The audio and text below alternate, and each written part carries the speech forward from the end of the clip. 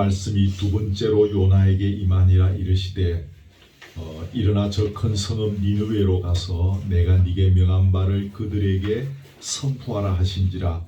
요나가 여호와의 말씀대로 일어나서 니느웨로 가니라. 니느웨는 사흘 동안 걸을 만큼 하나님 앞에 큰 성읍이더라.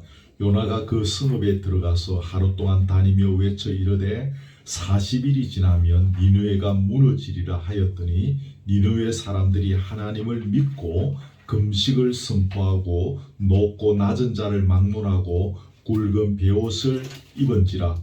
그 일이 니느웨 왕에게 돌림에 왕이 보좌에서 일어나 왕복을 벗고 굵은 베옷을 입고 제위에 앉으니라. 왕과 그의 대신들이 조서를 내려 니느웨에 선포하여 이르되 사람이나 짐승이나 소떼나 양떼나 아무것도 입에 대지 말지니 곧 먹지도 말 것이요 물도 마시지 말 것이며 사람이든지 짐승이든지 다 굵은 베옷을 입을 것이요 힘써 하나님께 부르짖을 것이며 각기 악한 길과 손으로 행한 강포에서 떠날 것이라. 하나님이 뜻을 돌이키시고 그 진노를 그치사 우리가 멸망하지 않게 하시리라. 그렇지 않을 줄을 누가 알겠느냐 한지라. 하나님이 그들에게 행한 것고 그 악한 길에서 돌이켜 떠난 것을 보시고 하나님이 뜻을 돌이키사 그들에게 내리리라고 말씀하신 재앙을 내리지 아니하시니라. 아멘.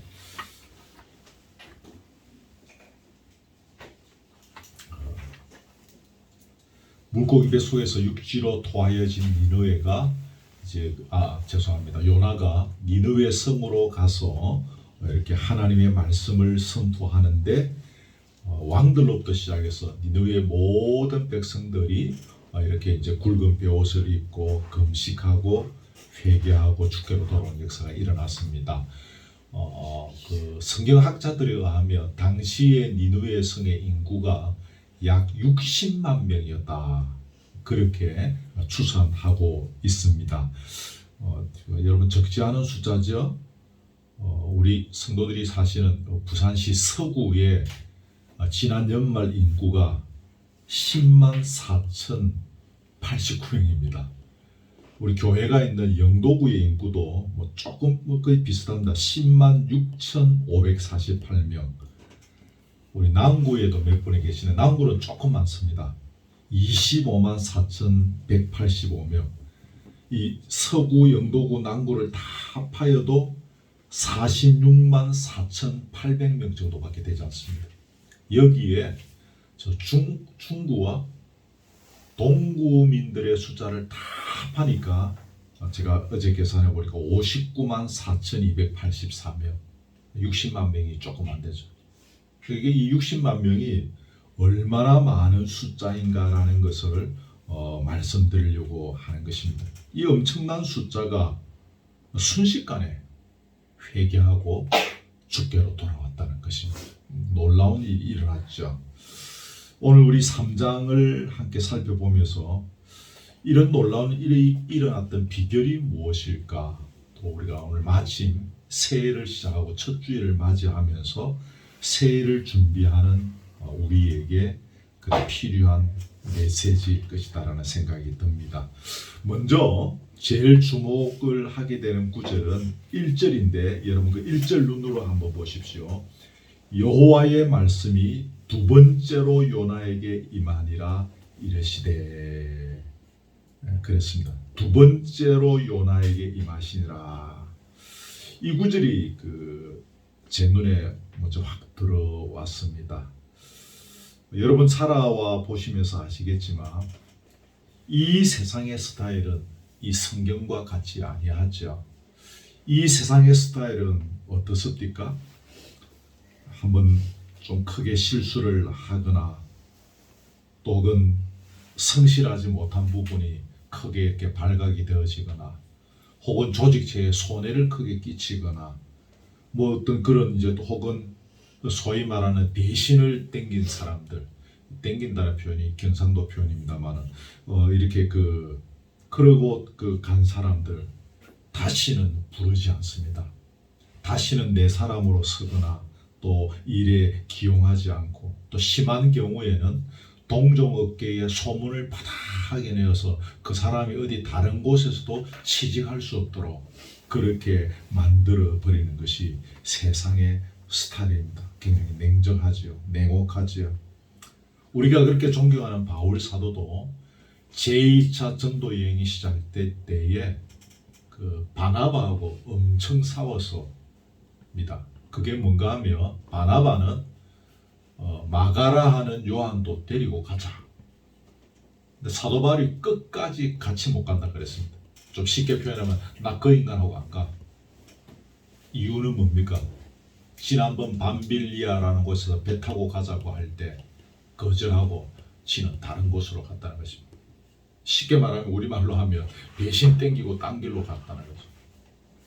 그런 사람하고 나 같이 갈 수 없어. 사도 바울이 끝까지 거부합니다. 그래서 바나바는 데리고 가자.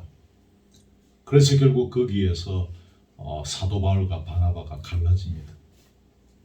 사도 바울은 또 이쪽으로 가고 바나바는 신라하고 같이 가는 거예요. 그래서 나중에 성경 찾아 그렇게 나누어져서 따로따로 가게 되어진 것이죠. 오늘 본문을 보면 하나님 앞에서 배신을 하고 주랭랑을 쳐버린, 그래서 하나님의 마음을 심히 아프게 했던 이 요나, 그에게 또 일을 맡기셨다는 것입니다. 사도 바울조차도 한 번 도망간 마가 요한하고는 다시는 일하지 않는다고 할 정도였는데 하나님은 도망친 이 요나를 데리고 와서 사용하시겠다는 것입니다. 또 일을 맡기시겠다는 것입니다. 그래서 여호와의 말씀이 몇 번째요? 두 번째 요나에게 임하니라. 가라사대. 여러분, 이것이 우리를 향한 하나님의 스타일입니다. 세상의 스타일대로 한다면 우리도 동용되어질 수 없을 것입니다. 세상의 스타일대로 한다면 우리도 용서받지 못할 것입니다. 세상의 스타일대로 한다면 우리도 철저히 일어서지 못할지도 모르겠습니다. 그러나 하나님께서는 죄 많은 우리들을 너그럽게 용서하시고 또 한 번의 기회를 주고 계시는 것입니다. 참 중요하죠. 구약 성경을 읽어보면 이스라엘 백성들이 끊임없이 배반하는 일들이 일어나지 않습니까? 배반하고 도망가서 하나님과 멀리 떨어지고, 그래서 죽을 형편이 되어져서 그래서 살려달라고 요청하면 하나님 또 살려주십니다. 그러면 좀 살만하면 또 도망가고 배반하고 또 멀리 가서 하나님 마음 또 아프게 합니다. 그러면 하나님 또 울부짖으면 또 살려주시고, 하나님께서는 그때마다 다시 일어설 수 있도록 재기의 기회를 주셨습니다. 신약 성경에도 그런 일들이 그런데 대표적인 경우가 뭡니까 여러분? 베드로입니다. 베드로는 예수님을 3번이나 부인한 거예요. 나 저 사람 모른다. 나는 예수라는 사람 알지도 못한다. 라고 하면서 그는 예수와 등을 돌렸던 사람입니다. 여러분, 세상의 스타일대로 한다면 그런 사람은 그 길로 끝장입니다. 다시는 등용시켜줄 필요가 없는 것입니다. 평생 갈릴리 바닷가에서, 베드로에게는 죄송한 표현일지 모르겠지만 평생 거기서 막 물고기나 잡아먹고 막 그냥 그렇게 살다가 죽어야 될 그런 인생일 것입니다. 그런데 여러분, 놀라운 것은 그런 배신자를 주께서는 또다시 부르셔서 재기의 기회를 주셨습니다. 여러분 아시죠? 요한복음에 보면 내 양을 먹이라. 네가 내 양을 쳐야 되겠다. 그렇게 하시면서 베드로에게 제2의 기회, 재기의 기회를 허락해 주셨습니다. 오늘 저와 여러분이 이렇게 사는 것은 주께서 우리에게 재기의 기회를 주셨기 때문입니다. 세상의 스타일대로 한다면 아까 말씀드린 것처럼 이미 도태되어지고 이미 끝장나고 혹은 대충대충 그렇게 살다가 그렇게 끝내버려야 할 인생의 입장이었지만 주께서는 우리에게 또 한 번의 기회를 주고 계시는 것입니다. 내가 다시 한번 너희에게 기회를 줄 테니까 한번 멋지게 한번 살아보아라.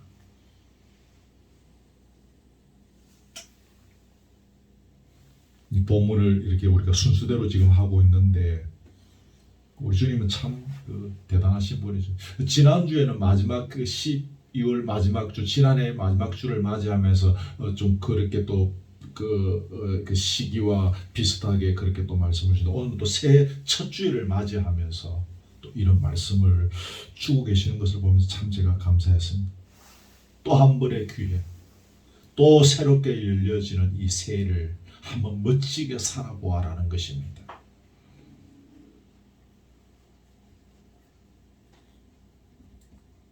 이 중에 우리의 연령도 다양하고 직업도 다 다르고 살아가는 삶의 형편들도 다 다릅니다. 오늘 우리에게 새로운 해를 허락해 주신 것은 우리 각자의 입장과 형편에서 제2의 인생을 살게 하게 하시는 하나님의 손길 있죠. 저는 이런 생각을 합니다. 하나님께서 나에게 제2의 기회를 주시지 않았다면 나는 지금 어떻게 살고 있을까?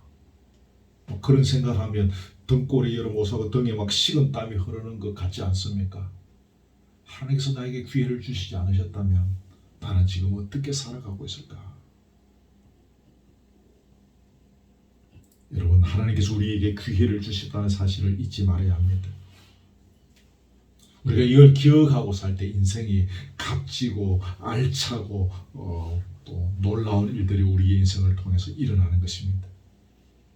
요나의 경우처럼 예상치 못한 엄청난 일들의 주인공이 될 수 있는 것입니다. 물론 여기서 예상치 못한 엄청난 일이라고 해서 규모로 자꾸 착각은 하지 마십시오.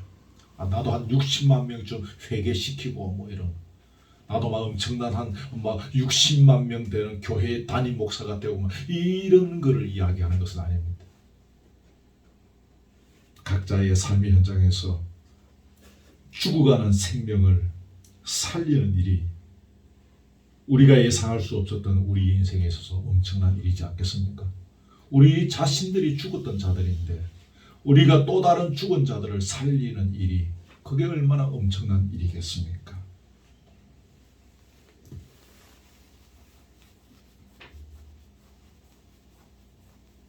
오늘 본문에 이 엄청난 일의 시발점이 주께서 요나에게 제2의 인생을 주셨고 그 제2의 인생을 요나가 값지게 사용했기 때문에 일어난 결과임을 놓치지 말아야 합니다.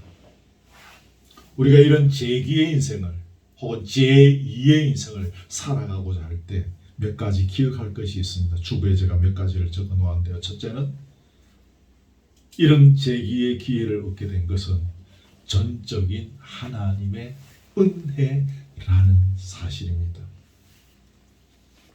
은연중에 사람들과 이야기해 보면 자기가 지금 이만큼 살아가는 것이 사실은 자기의 노력, 자기의 열심의 결과라고 말하는 사람들이 또 그렇게 생각하는 사람들이 많습니다. 그러니까 우리는 분명히 기억해야 합니다. 내가 이런 제2의 인생을 제기의 인생을 살아가게 된 것이 전적인 주님의 은혜라는 사실입니다. 하나님의 은혜가 아니고서는 절단고 지금 우리가 이 세월을 살아갈 수 없다는 사실을 잊지 말아야 합니다. 은혜가 참 중요하죠. 은혜를 모르는 자는 하나님께서 사용하시지 않습니다. 왜 우리를 물고기 뱃속으로 막 집어넣으시는지 아십니까? 은혜를 아는 백성이 되라고 그러는 것입니다. 요나를 물고기 뱃속에 집어넣듯이 우리를 때로 삶의 현장에서 물고기 뱃속에 집어넣으시는 것은 은혜를 아는 백성이 되라는 것입니다. 이스라엘 백성들이 애굽의 엄청난 고통을 당했지 않습니까? 여러 가지 이유가 있겠지만 오늘 이 설교의 맥락을 따라서 말한다면 하나님께서 그들에게 은혜를 아는 백성이 되도록 하시고자 하십니다. 그래서 여러분 하나님께서 그들을 이끌어내시고 모세를 통하여 시내산에서 십계명을 주셨지 않습니까? 그 십계명의 서문이 뭡니까 여러분? 십계명 서문 아시죠? 나는 너를 애굽 땅 종되었던 집에서 인도하여 낸 너희의 하나님 여호와라. 은혜인 것입니다. 너희가 그 종되었던 땅에서 이렇게 나오게 된 것이 내가 했다. 나의 은혜다. 그리고 그 다음에 1계명, 2계명, 3계명 쭉 나오는 것입니다. 은혜를 알면, 이 은혜를 알면 뭐 하게 됩니까? 이 계명에 순종하게 되는 것입니다. 그래서 사람들마다 다르겠지만 그 10가지 계명을 주시면서 처음 앞에 은혜를 언급한 것입니다. 내가 이런 은혜를 너희에게 베풀었노라. 그리고 내가 너희에게 지금 이런 계명을 주노라.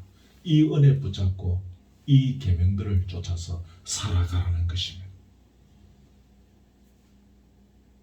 은혜에 대한 이야기는 누누이 해왔기 때문에 더 이상 하지 않겠습니다만은 은혜할 때 제일 중요한 것은 십자가의 은혜지요. 늘 기억해야 됩니다. 교회를 오래 다니신 분일수록 특별히 목사님, 장로님, 어깨에 이런 달한 분일수록 이 십자가 은혜하면 대충 듣고 눈 감아버리고 안 듣습니다. 또 저 이야기, 저 쉬운 이야기 왜 또 하냐 이게. 2 곱하기 2를 초등학교 2학년 때 뗀 아이들에게 고등학교 2학년 3학년 때 선생님이 2 곱하기 2는 4다 이야기하면 얼마나 지루합니까? 마치 그것처럼 교회를 오래 다니신 분들은 십자가의 은혜를 귀찮게 듣습니다. 소홀히 듣습니다. 아닙니다. 그러네요. 십자가의 은혜를 붙잡는 것이 기독교 신앙의 가장 기본의 기본입니다. 마귀는 늘 이 은혜를 놓치게 만들어버리는 것입니다. 이 은혜 놓치면 우리 인생이 안 되는 거죠. 그래서 마귀는 그것을 노리는 것입니다. 그래서 우리는 은혜를 붙잡아야 특별히 은혜의 핵심이 십자가의 은혜를 놓치지 말아야 합니다. 두 번째는 재기의 기회는 절호의 기회가 된다는 사실입니다. 예전에 저희 중학교, 고등학교, 대학 이런 때 시절까지 계셨던 것으로 기억하는데 요 옆에 가면 봉내동에 영도에서 제일 먼저 1800년대에 시작한 제1영도 교회가 저 봉내동에 있습니다. 지금도 있습니다. 지금도 영도에서는 우리 고신에서는 제일 큰 교회인데 그 교회 담임을 하셨던 박정덕 목사님이라고 계셨어요. 지금 소천하셨는데 이분은 굉장히 설교를 열정적으로 하셨어요. 참 대단히 열정적으로 하셨고 새벽 기도회 때도 얼마나 열정적으로 설교를 하시는지 몰라요. 근데 그분이 설교 시간에 그런 이야기였어요. 내가 왜 이렇게 열심히 살고 열심히 설교하는 줄 아십니까? 자기가 대답을 해요. 언제 죽을지 모르기 때문에, 언제 주께서 불러가실지 모르기 때문에 자기는 주어진 순간 최선을 다한다는 거죠. 제가 그분에게 배운 것이 참 많고 제가 목회하면서 그분을 통해서 얻었던 그런 배움들이 참 많이 적용이 되고 있는 것을 봅니다. 하나님께서 자기에게 허락해 주신 그 기회, 재기의 기회를 절호의 기회로 삼고 그는 최선을 다한 것입니다. 여러분, 절호의 기회라는 말을 우리가 많이 쓰는데 절호의 기회가 무슨 말입니까? 더할 수 없는 기회라는 그런 말입니다. 더할 수 없는 기회. 다른 말로 하면 다시 찾아오지 않는 기회가 더할 수 없는 기회이지 않습니까? 우리가 지금 제2의 인생을 살면서 이 기회가 다시는 찾아오지 않는 기회, 지금보다 더 좋은 기회는 다시는 없을 것이라는 절박감을 가지고 지금의 순간순간 하나님께서 오늘 우리에게 주신 이 한 해를 살아나가야 합니다.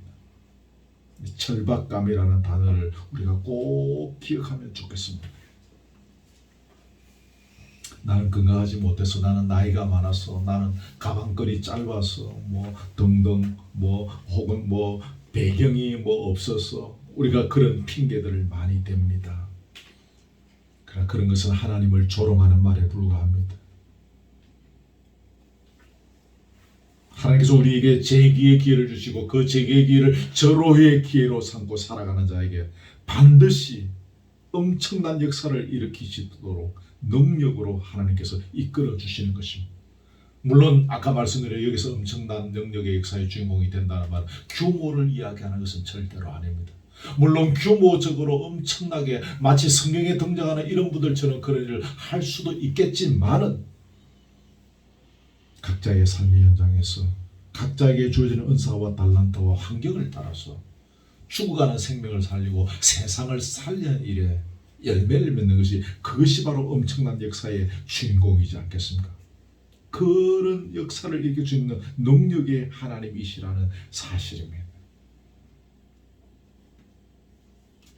여러분의 형편, 여러분의 지금 나이와 상관없이, 여러분의 건강과 상관없이, 여러분의 주어진 여러 가지 여건들과 상관없이 올해 우리에게 주어진 이 시간들이 우리에게 다시 없는 절호의 기회, 다시 찾아오지 않는 최고의 기회로 삼으시기를 바랍니다.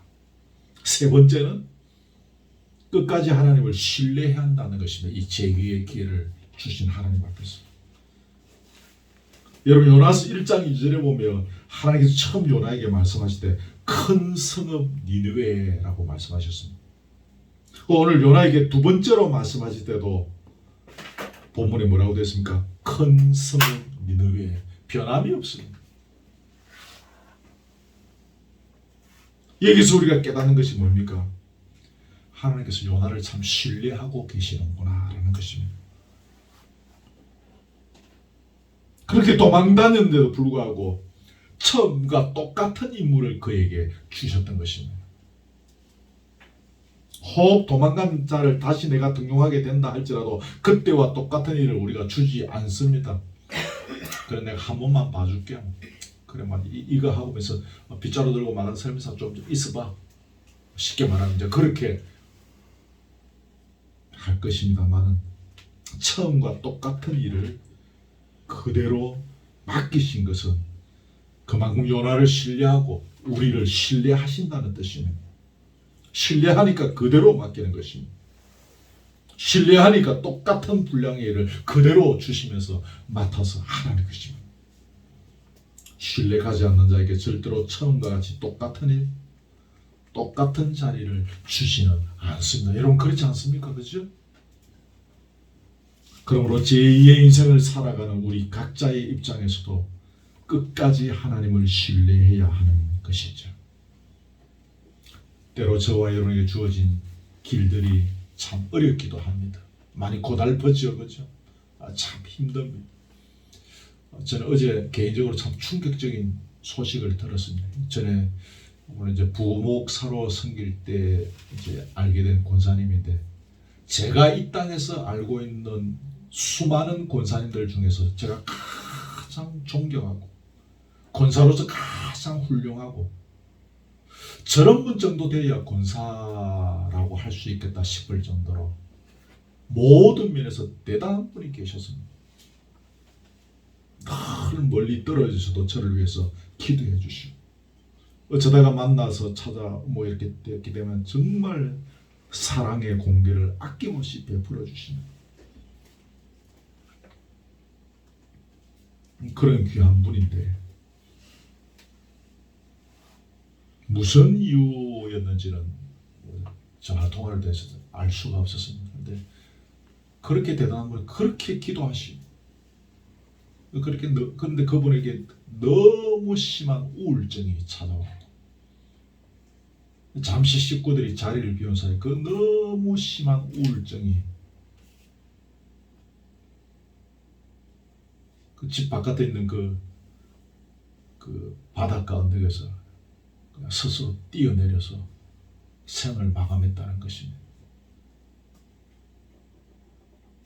그분이 그럴 분이 아닌데 얼마나 그 삶에 어떤 그 큰 고통이 있었을까. 외부적으로는 별로 그렇게 힘든 일들이 없을 것으로 보입니다. 남편 장모님도 사업 잘 되고요. 그 따님도 우리 한국에 있는 좋은 대학을 나와서 어떤 국제적인 어떤 그런 뭐 기업인지 단체인지 좀 뭐 영국에서 결혼해서 사는데 어제 들어보니까 연봉이 5억 정도 된대요. 아들도 한국의 어떤 뭐 이런 공기관에 이렇게 다니는데 뭐 꽤 뭐 이렇게 잘 삽니다. 근데 그분에게 어떤 고통이 있었을까? 분명히 어떤 그런 고통스러운 일들이 있었을 것이고 그렇게 엄청나게 기도하시는 분입니다. 제가 그 교회에 있을 때 하루도 철야 기도를 하시지 않은 적이 없는 분입니다. 저녁에 그 교회 문을 열쇠를 열고 그냥 따고 들어와서 기도하시고 제가 새벽 기도 인도하러 가보면 그때까지 기도하고 계시고 그런 엄청 영적인 파워도 갖고 계신 분이었는데 얼마나 삶이 힘들었으면 그런 극한 이제 옆에 이제 몇 분들한테 통화하면서 들었는데 막 그 우울증으로 오게 되어진 것들을 이야기하는데 어떻게 우울증이 와도 저렇게 심하게 올 수 있을까 싶을 정도로 그렇게 그분이 그랬다는 것입니다.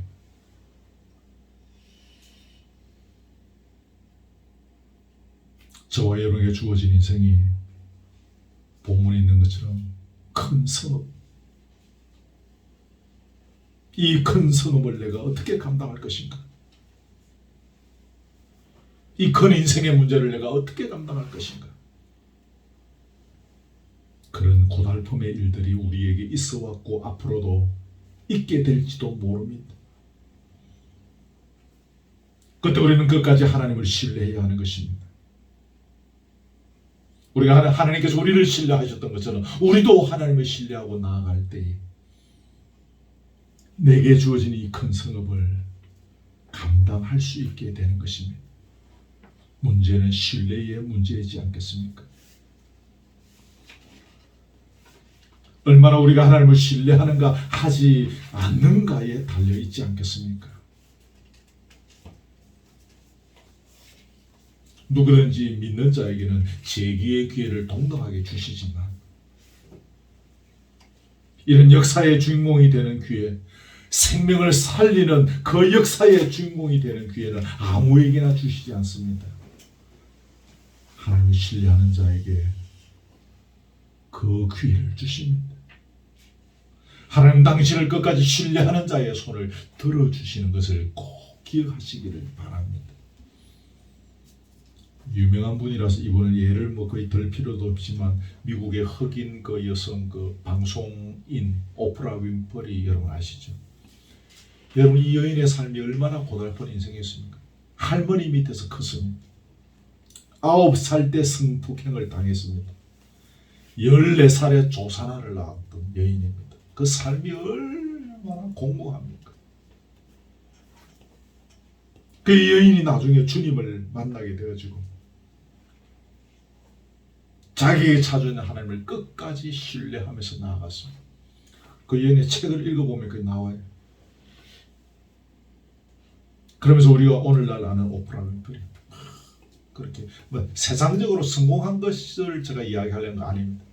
그러면서 하나님을 신뢰하면서 그렇게 수많은 아프리카의 흑인들에게 배움의 길을 열어주고 자기가 그동안 이렇게 방송을 통해서 본 그 엄청난 재산들을 그 아프리카의 흑인 아이들을 위해서 학교 짓는 일 지어서 희망을 불어넣어주는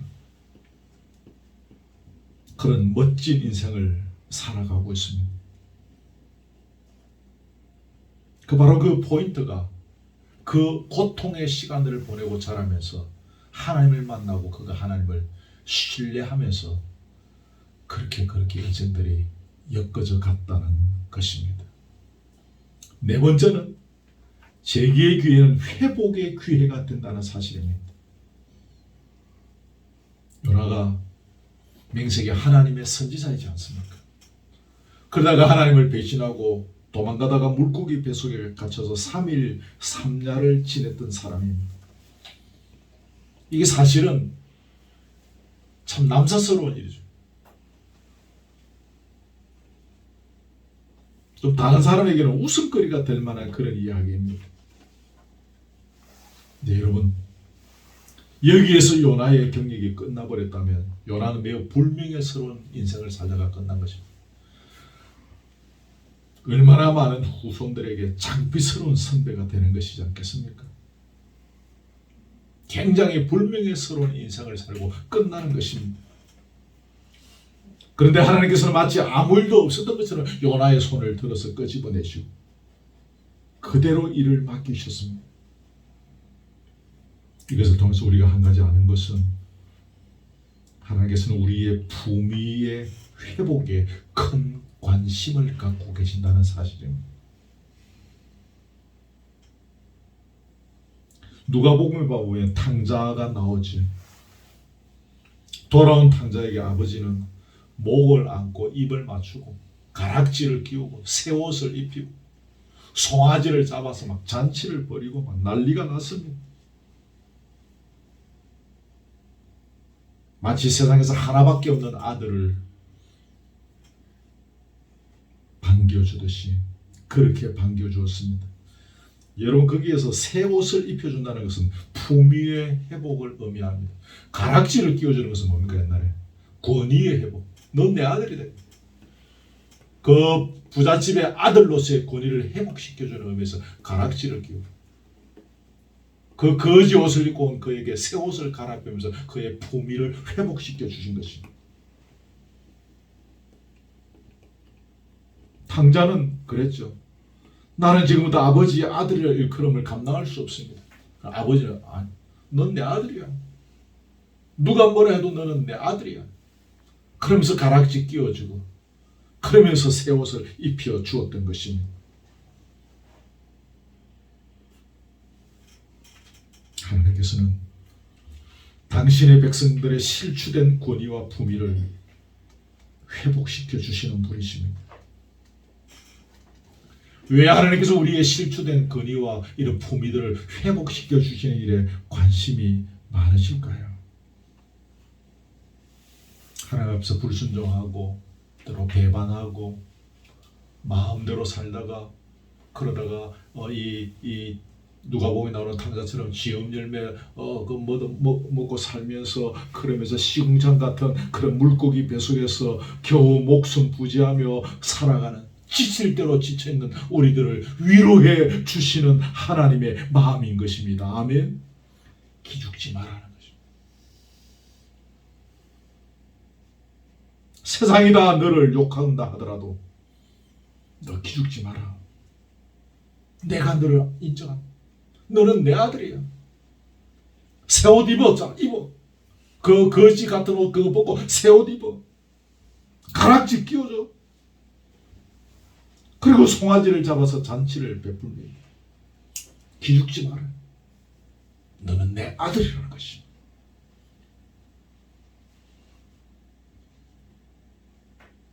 언젠가는 말씀드린 것 같은데 제가 청년들하고 많이 그동안에 이전에 본부사 시절에 사역하면서 늘 강조했던 기죽지 마라. 뭐 하다 보니까 좀 형편이 어려운 지역에 사는 아이들하고 많이 제가 그렇게 사역을 했었어요. 아이들의 기가 많이 죽어요. 마치 저희의 청소년 때, 청년 때처럼 그때처럼 그 아이들도 기가 죽어 사는 거예요. 기죽지 마라. 하나님께서 여러분들을 얼마나 사랑하시는지 아는 가락지를 끼우고 새 옷을 입히죠. 송아지를 잡아서 잔치를 벌이고 환영하면서 마치 세상에 하나밖에 없는 아들을 대하는 것을 그렇게 대하시는 분이 우리 하나님이시다. 이거 알아내는 것입니다. 그 돌아온 탕자가 뭐 했습니까? 아버지 재산 받아서 다 팔아먹고 허랑방탕하고 얼마나 나쁜 짓 하고 살았겠습니까? 그 낯선 동네 가고 뭐 요즘 뭐 식대로 하면 주지 육림에 빠져 있었겠죠. 그 세월 보내면서 돈 탕짓 다 하고 그러고 왔던 아들도 아버지는 받아주는 것입니다. 기죽지 마 임마. 넌 내 아들이야. 동네 사람들이 막 수근거리겠죠. 저거 말이야 저 집 아들이 말이야 어쩌고 저쩌고 해서 지금 왔는데 아버지 다 할 거 아닙니까? 근데 막 잔치를 벌이고 새 옷 입히고 가락지 끼우면서 온 동네방네 사람들 다 불러서 이 내 아들이다. 그러면서 잔치를 벌려서 아버지로서의 공부하는 것입니다. 이런 하나님을 여러분 이 새해를 또 걸어가면서 잊지 마시기를 바랍니다. 힘들고 어려운 일들이 여러분 많이 혹시 지금 있는지 모르겠는데 얼마든지 우리에게 있을 수 있습니다. 그리고 하나님 앞에 우리가 죄송한 일도 저질러 섰을 수도 있습니다. 이 돌아온 탕자만큼이나. 물론 우리가 회개의 절차를 거쳐야 하겠지만 기죽지 마십시오. 우리의 행편이 남들 맞지 못한 것에 대해서 기죽지 마십시오. 우리 하나님이 참 대단한 분이십니다. 우리에게 회복하게 하시는, 우리를 위로하시는 분이십니다. 다섯 번째는 우리에게 재기회를 주실 때는 능력도 함께 주신다는 사실입니다. 우리 하나님은 인색하지 않아요.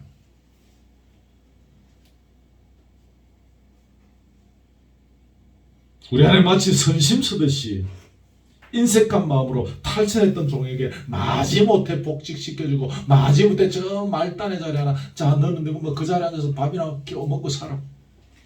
하나님은 그렇게 하시는 분이 아닙니다. 하나님 한번 베푸시면 화끈하게 베푸시는 분이, 풍성하게 베푸시는 분입니다. 다시 말하면 하나님께서는 재기하는 당신의 백성들을 그 일터로 보내시면서 능력을 입혀서 보내시는 분입니다. 베드로가 그렇게 3번이나 부인하고 도망치고 막 그렇게, 그러다 다시 내 양을 먹이라, 내 양을 치라는 사명을 주시고 그를 부르셨지 않습니까? 그리고 그에게 뭐 주셨습니까? 능력을 주셨습니다. 오순절 성령 강림을 통하여 그에게 엄청난 능력을 주시고 그가 한번 설교하면 막 3,000명이 막 주께로 돌아오는 놀라운 역사를 주셨습니다. 우리가 지금까지 살펴본 것처럼 요나도 그런 인간이었습니다. 그 요나를 불러서 그가 니느웨에 가서 말씀을 외칠 때 니느웨 백성들이 60만 명이 모두 회개하고 주께로 돌아오는 놀라운 역사가 일어났던 것입니다. 여러분, 우리가 제2의 인생, 재기의 인생을 살면서 이 능력으로 살아야 한다는 사실을 잊지 마십시오. 물론 살아가는데 돈이 필요합니다. 이 선거 때가 다 돼가니까 또 정치인들은 권력을 붙잡기 위해서 또 권세를 얻으려고 애를 쓰는, 때로 그런 것이 필요할 때도 있는 것 같아요. 그러나 정말 우리에게 중요한 것은 돈의 힘으로, 권세의 힘으로 이 세상을 사는 것이 아니라 하나님께서 주시는 힘으로 걸어가야 한다는 사실입니다. 아멘. 하나님께 주시는 힘, 성령의 능력으로 우리에게 주어진 새해를 걸어가야 하는 것입니다.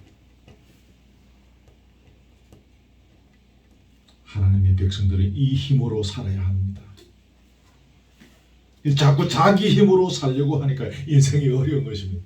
다른 힘으로, 돈의 힘으로, 여기 뭐 어깨에 뭐 하나 달면 그걸로 되는 줄 알고 그 힘으로 살아가려고 합니다.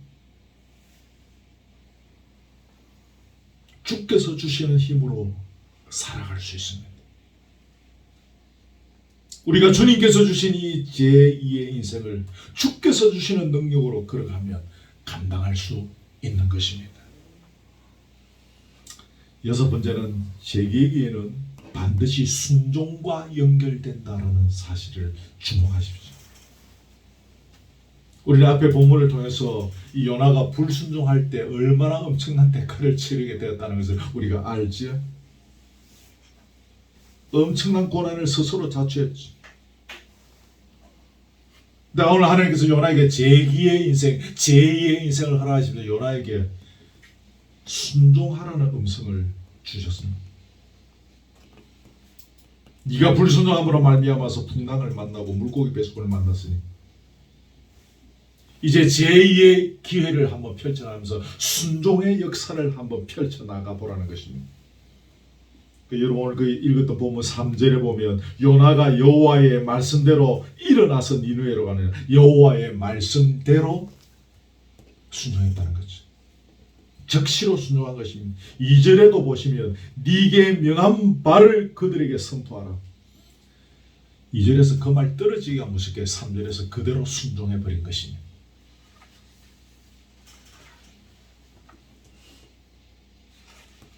요나서 전체를 요나서가 긴 장은 성경은 아닙니다만은 전체를 통해서 여러 장면이 나오는데 이 장면처럼 하나님의 마음을 시원스럽게 해드린 장면이 어디 있겠습니까? 그동안 여러 가지 복잡한 사연들이 이 장면 하나로 말미암아서 말끔히 해결되어졌던 것입니다. 그렇죠? 그동안 사회왔던 크고 작은 혼란들이 이 하나의 장면을 통하여 말끔히 청소되고 정리되고 요즘 말로 클린 되어진 것입니다. 하나님과 우리 사이에 복잡한 사연들이 많이 있습니까? 곧 여러분의 인생이 혼란스러운 것이 있었습니까? 그 복잡하고 혼란스러운 것들을 해결하는 간단한 방법이 바로 순종하는 것입니다.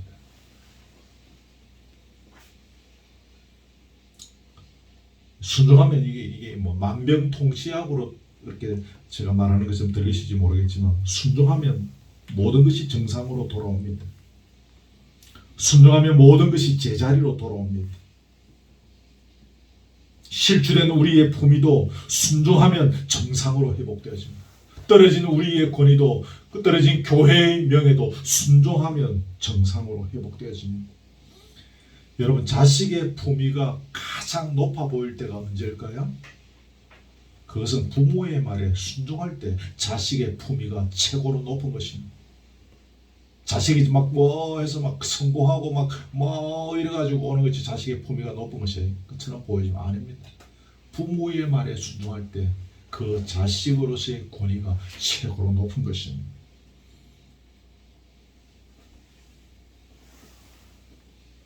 불안한 마음이 우리에게 있을 수 있습니다. 불안한 마음이 평안을 얻을 수 있는 방법이 뭘까요? 순종해 보십시오. 대부분의 선당가들은 그때 기도하고 찬송하라고 해요. 맞습니다. 불안한 마음이 우리를 엄습할 때 그 불안한 마음에 평화를 얻을 수 있는 아주 중요한 비결 중에 하나가 뭡니까?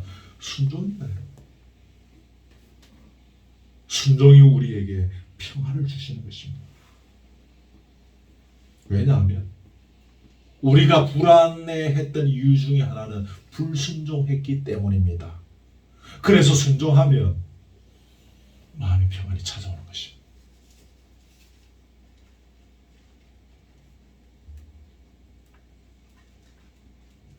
여러분,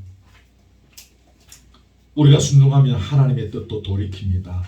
우리 아까 제가 읽었는데 여러분 거기 성경 한번 보십시오. 10절 있죠. 10절에 보시면 하나님이 그들이 행한 것 곧 그 악한 길에서 돌이켜 떠난 것을 보시고 그 다음에 보세요. 하나님이 뜻을 돌이키사 그들에게 내리라고 말씀하신 재앙을 내리지 아니하시니라.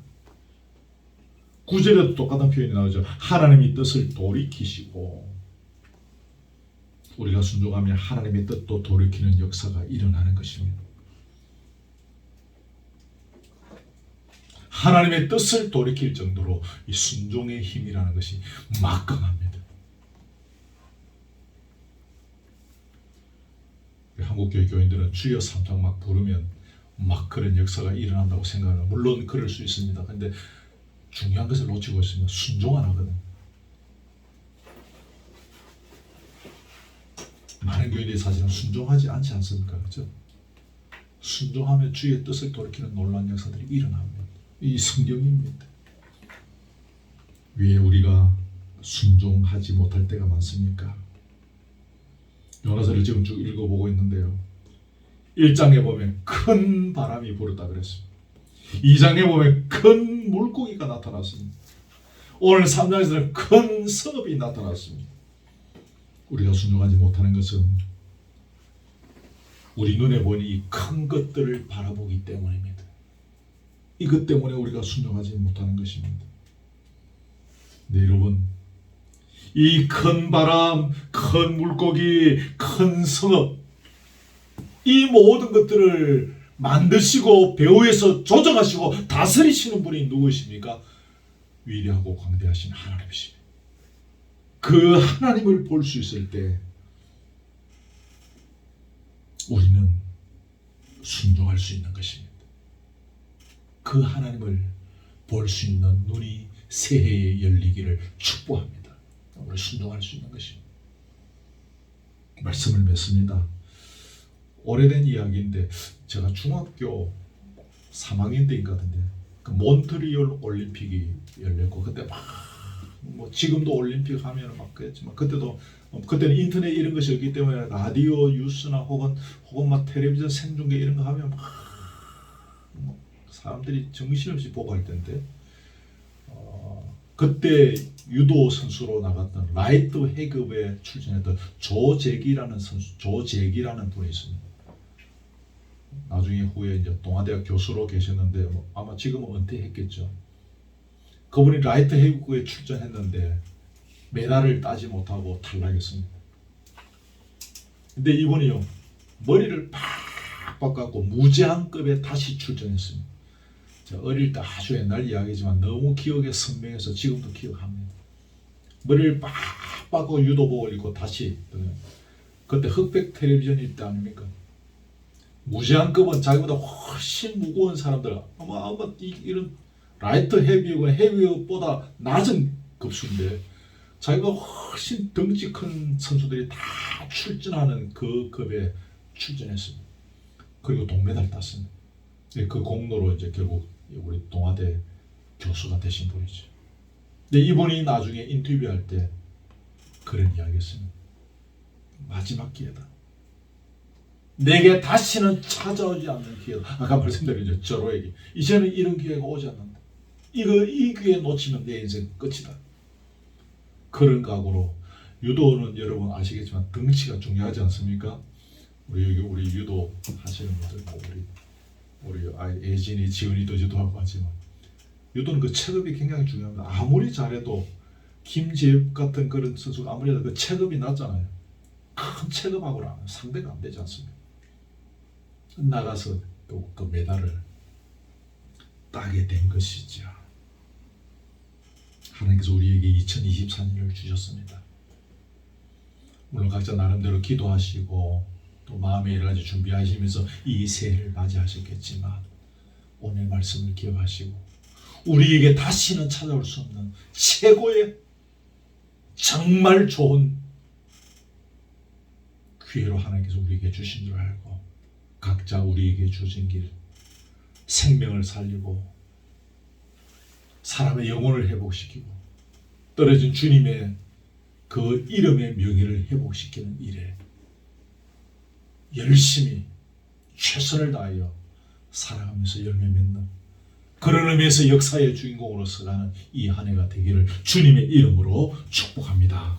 아멘. 자, 우리 말씀 생각하시면서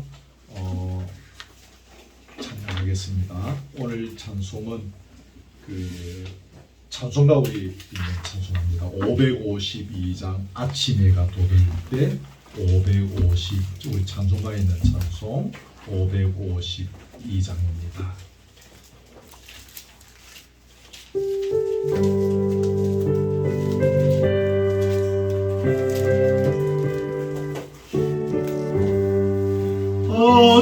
아침해가 돋을 때 만물 신선하여라 나도 세상 지낼 때 햇빛 되게 하소서 주여 나를 도우사 세월호 안고서 어두운 세상 지낼 때 햇빛 되게 하소서 새로운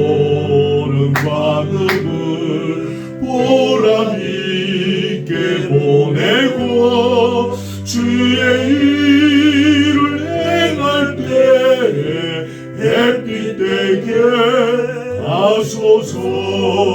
주여 나를 도우사 세월호 소망고 삼에 어두운 세상 지낼 때 햇빛에게 하소서.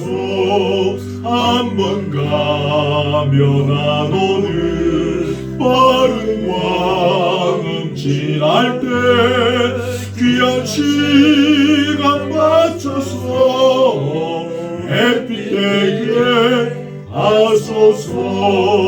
주여 나를 도우사 세월호 소망고서 어두운 세상 지낼 때 햇빛에게 하소서. 밤낮주를 위하여 밤낮주를 위하여 몸과 마음을 드리고 주의 사랑 나타내 햇빛 되게 하소서. 주여 나를 도우사 세월호 소망고서 어두운 세상 지낼 때 햇빛 되게 하소서.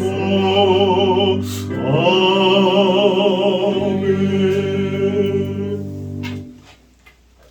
주신 말씀 가지고 다 기도하지 못하더라도 매매에 오신 거 보시고 제일 여러분 자신에게 와닿는 것, 중요한 것 가지고라도 잠깐 말씀 붙잡고 이 한 해 주신 하나님 앞에 감사하면서 주신 이 기회 절호의 기회로 삼아서 우리 인생의 꽃을 피우는 시간들 되게 하옵소서.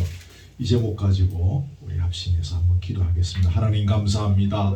우리에게 2024년 허락하시고 새해 첫 주일 이렇게 감사와 기쁨으로 찬양의 예배를 드리게 해주시니 감사합니다. 오늘도 이렇게 전지하신 아버지께서 요나서를 살펴보는 가운데 3장을 통하여 제2의 인생, 제2의 인생을 허락해 주신 것이 그 의미가 얼마나 대단한 것인지, 그 인생을 어떻게 살아가야 되는 것에 대해서 말씀하여 주시니 오 우리 할렐루야 우리 아버지 참 고맙고 감사합니다. 하나님 주의 은혜가 아니었더라면 주께서 우리에게 이 인생을 허락해 주시지 아니하셨다면 오늘의 우리가 어떻게 있겠습니까? 그저 밥이나 먹고 살면서 그저 욕심의 배나 채우다가 그저 그렇게 살다가 끝내야 할 인생이었는데 주님을 알게 하시고 소망을 붙잡게 하시고 우리에게 사명을 주시고 흑암의 생명이 무엇인지 알게 하시고 살리는 생명이 뭔지 알게 하시고 빛과 소금 또 아버지 생명이 무엇인지 알게 해주시니 보람 있는 인생이 무엇인지 값진 인생이 무엇인지 영원한 세계가 무엇인지를 알려주시고 믿게 하시고 깨닫게 하여 주시니 오 할렐루야 우리 아버지 하나님 참으로 고맙고 감사합니다.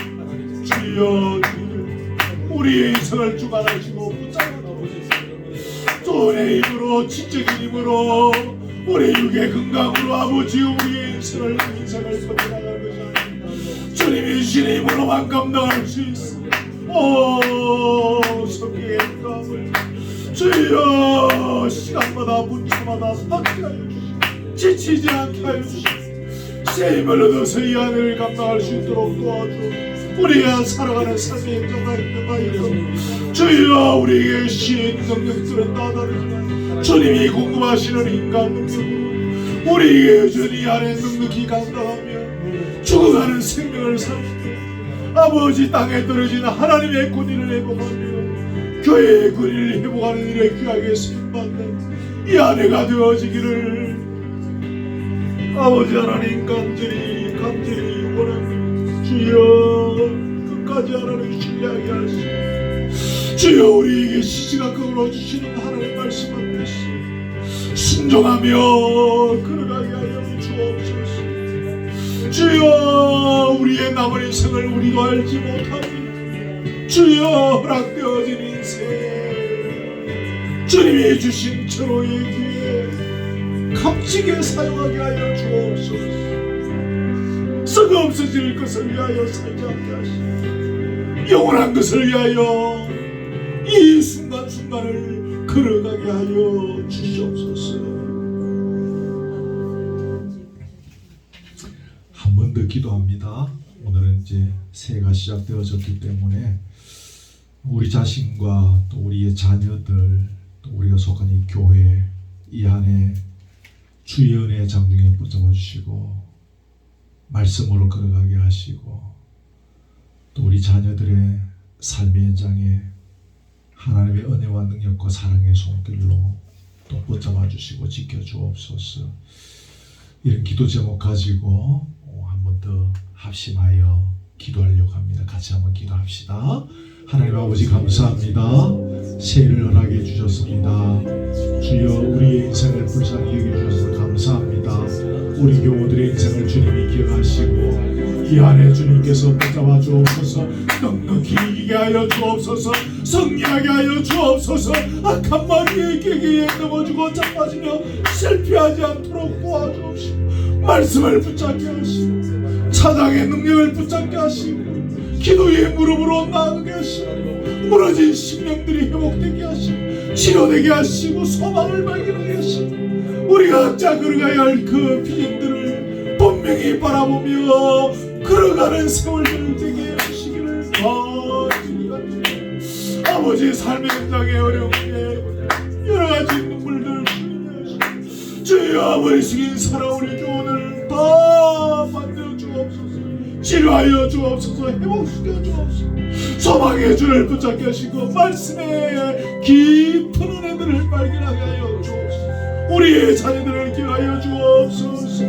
우리에게 한 자녀를 주었으니 이 자녀들의 올 한해 인생을 주관하시고 영과 육으로 지키시고 붙잡으시고 인도하여 주시며 믿음으로 서가게 하시고 특별히 믿음이 없는 자녀들 또 믿음의 영향 가운데 있는 우리 자녀들도 위하시고 주의 능력의 손으로 이 시간 친히 안수하여 주옵시고 이 아이들의 인생을 친히 주장하시고 사람들로 인하여 행복하게 하시고 이 아이들의 주변의 사람들이 이 아이들로 말미암아 또한 행복하게 하시고 이 아이들의 인생을 우리가 열어줄 수 있습니다. 주님이 열어주시고 인도하시고 간섭하여 주시고 전능하신 우리 하나님 붙잡고 걸어갈 수 있는 믿음의 자녀들로서 갈 수 있도록 인도하여 주시고 다스려 주시기를 간절히 소원합니다. 우리의 자를 통하여 하나님 살아계심을 보게 하시고 우리의 자를 통하여 간증할 것이 많이 있도록 인도해 주시기를 원합니다.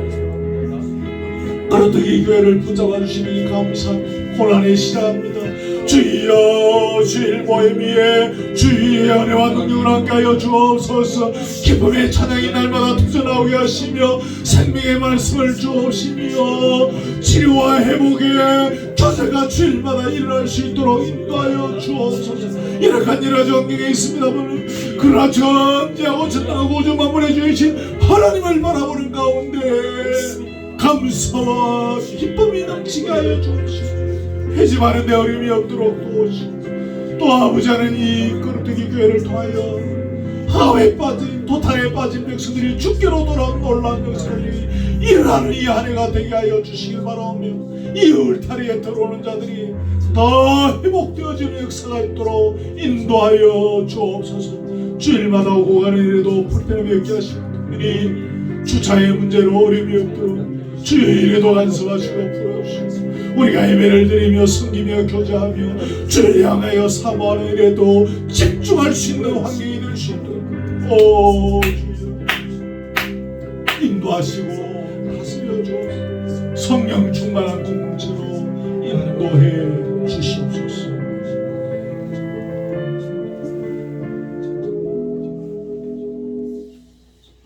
한 번만 더 기도합니다. 보통 이제 새해 되면 교회 조직을 이렇게 임명하고 또 이제 지부자들 임명하고 하는데 우리는 아직 그 운영위원회는 이제 살림들을 언론한 것이지만 이제 직분 임명하고 하는 것은 당회가 따로 없기 때문에 목사님 제가 주도적으로 할 수밖에 없습니다. 우리 주보에 여러분 보셨겠지만 이제 우리 송채원 선생님을 오늘부터 송채원 우리 집사님으로 임명합니다. 보통 그냥 이렇게 임명하고 광고하면 끝나는데 좀 우리는 이 직분의 귀함을 알고 같이 기도로 축복해주면 참 좋겠습니다. 그래서 그냥 교회 다니다 보니까 그냥 내가 집사 되고 안수가 되고 권사 되고 장로 되는 것이 아니라 하나님께서 우리에게 주신 이 직분 참 귀하게 알고 이 직분 따라 살아가는 믿음의 사람으로 그렇게 서가야 될 줄 압니다.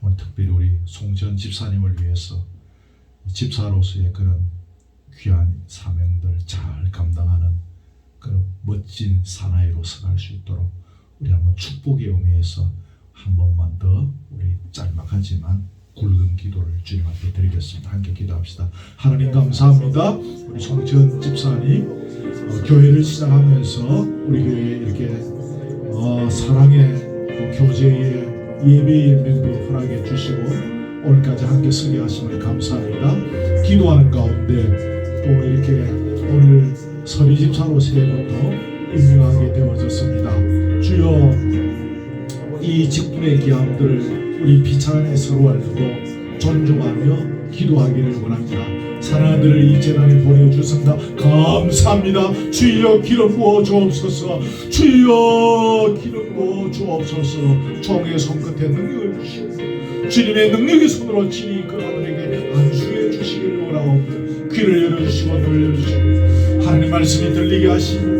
하늘에 계신 우리 주님이 보이게 하시고 찬양이 깊어지게 하시고 말씀을 깨닫는 지혜가 더하여 주시기를 원하옵니다.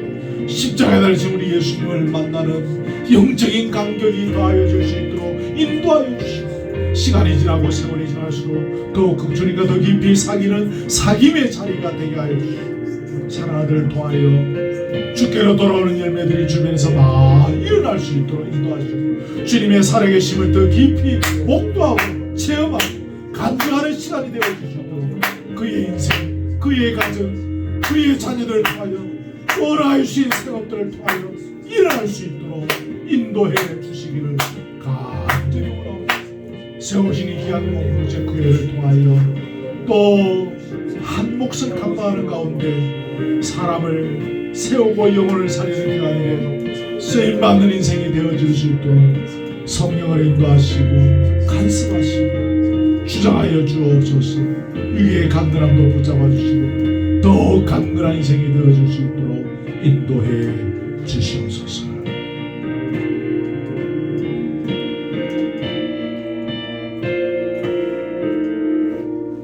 하나님 고맙습니다. 2024년 신년 첫째 주일로 주님 앞에 봉헌하면서 찬양의 기쁨을 주시고 말씀의 은혜를 주시고 또 기도의 간격을 허락해 주시니 참 고맙고 감사합니다. 우리에게 새로운 인생, 제2의 인생을 허락해 주셨사오니 주신 이 안에 멋지게 살아가기를 원합니다. 주의 말씀 붙잡고 주님과 더욱 가까워지면서 주님께서 우리에게 당부해 주신 사명들을 잘 감당하는 이 안에 되게 하옵소서. 각자 주어지는 형편과 처지가 다 다릅니다. 지금의 이 순간도 눈물이 있고 아픔이 있는 교우들이 있습니까? 기억하시고 만지시고 위로하시고 말씀으로 더욱 신령한 은혜로 찾아와 주시기를 간절히 원하고 소망 가운데 이 한 해를 든든히 주님 붙잡고 걸어가면서 승리하게 하여 주옵소서. 눈에 보이는 것 붙잡기 위하여 발부둥치지 않게 하시고 영혼의 세계를 향하여 간절히 바라보고 소망하며 걸어가는 이 한 해 진정으로 주님의 마음을 기쁘게 해 드리는 이 한 해 되게 해 주옵소서. 우리의 자녀들을 기억하여 주시고 각자 우리 자녀들의 형편과 처지를 살펴주심을 감사합니다.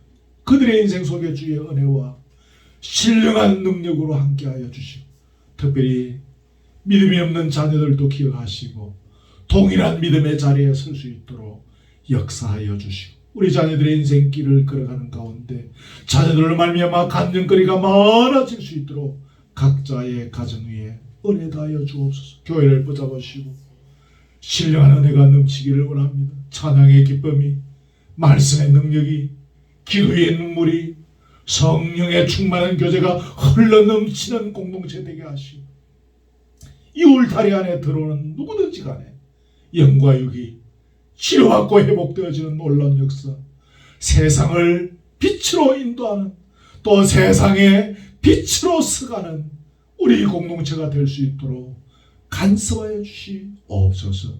귀한 힘을 주님 앞에 드립니다.